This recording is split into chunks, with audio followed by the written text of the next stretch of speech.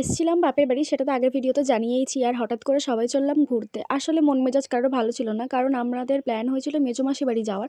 সেটা যখন যাওয়া হয়নি, তাই জন্য সকালবেলায় উঠে কিছুই ভালো লাগছিল না। তাই জন্য হট করেই বলা হলো যে চলো কোথা দিয়ে ঘুরে আসি।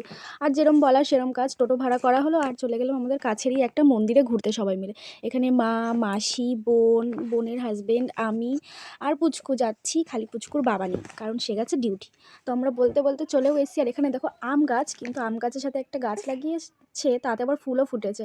আর এখানে তো এই পুচকু এসে ভীষণ মজা করেছে, মানে ভীষণই মজা করেছে।